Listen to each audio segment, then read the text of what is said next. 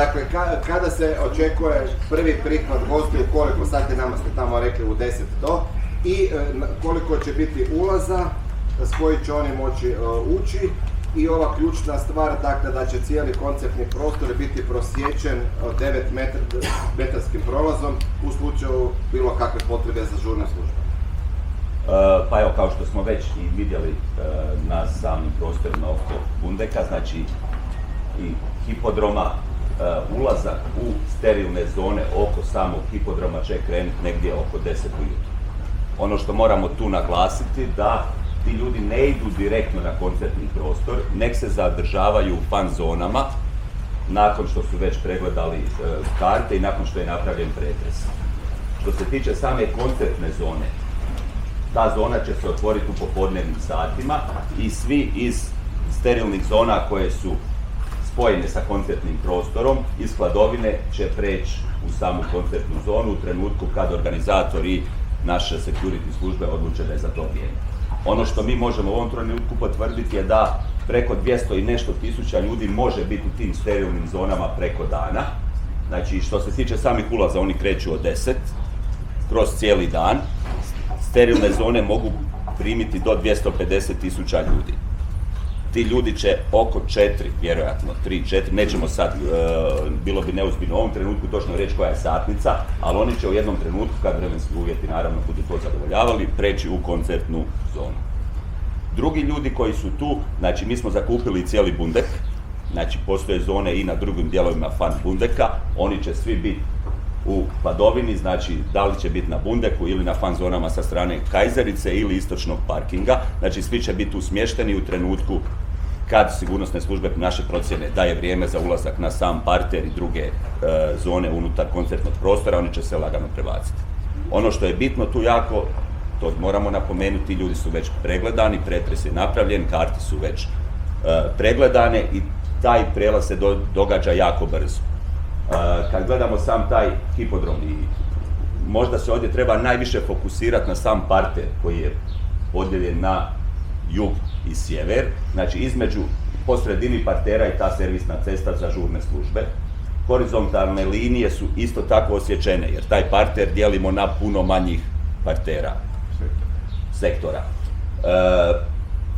Bit cijele te priče je da ogradama je uvijek ograđeno ne više od 11-11,5 tisuća posjetitelja.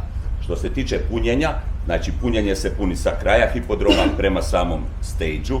Kako se ti prostori napune, ograde se nove povlače, znači naše zaštitarske službe zatvaraju taj dio i puni se sektor iza, jel? Što se tiče samog brojanja posjetitelja, znači razlog instaliranja kamera između ostalog je stvarno i funkcija koje te kamere i softver iza njih ima, a to je da možemo u svakom trenutku znati u svakom sektoru koliko je tih ljudi. Kamere su montirane isključivo na ulazima i imaju funkciju brojanja kao brojači neki. I što s onima koji dolaze busovima organizirano, je li ima kakvog parkinga osiguranog i znamo da MUP traži određeni broj zaštitara i to sve riješi? Što se tiče svih tih buseva, znači pogledajte i naše web stranice, postoji mail adresa na koju se svi vozači ili sve tvrtke koje organiziraju, koje rade na organiziranom prijevozu trebaju javiti. Svi autobusi će biti smješteni u neposrednoj blizini samog hipodroma. Ovisi, znači, odakle taj autobus dolazi, te lokacije će biti u svakom slučaju iskomunicirane vozačima tih autobusa da točno znaju na koje mjesto trebaju doći. Kada se autobus parkira, posjetitelj će izići iz tih autobusa, uputiti se prema Bundeku koji će biti jako blizu i nakon koncerta će se isto tako vratiti prema tim istim autobusima. Broj zaštitara, to je sve To je sve po standardu, znači ta brojka, ono što morate razumjeti da broj zaštitara se radi na planu pozicija tih zaštitara, ta brojka se kreće oko 5000, da li je to 100 manje, 100 više, sad to je, kako smo u nekoliko navrata ispomenuli, to je plan u kojemu se konstantno dorađuju određene pozicije. Koliko timova prve pomoći, molim vas, i tehnički, kad koncert počinje i kad je predviđen završetak? Što se tiče timova hitne pomoći, znači mi smo potvrdili ponude samih hitnih pomoći. Broj timova se još finalizira, znači to je bilo riječ od 50 do 80 i ta brojka stoji. Postoji i određeni nacrti koji su manje više, vidio sam, veći javni, gdje bi to jest u biti dobili smo ih mi, a kroz idućih par dana će biti javni, gdje će te hitne pomoći biti locirane.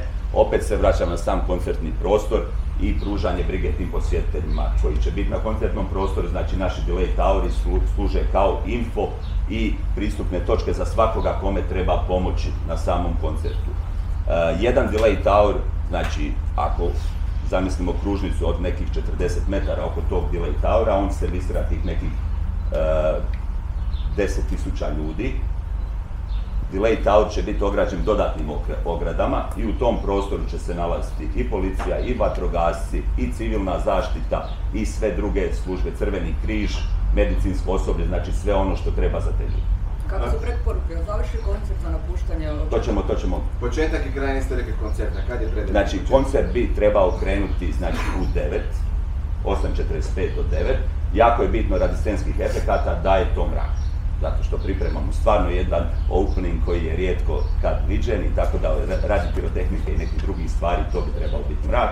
Ono po našim nekim procjenama to je od 8:45 do 9. A trajanje 2,5 sata?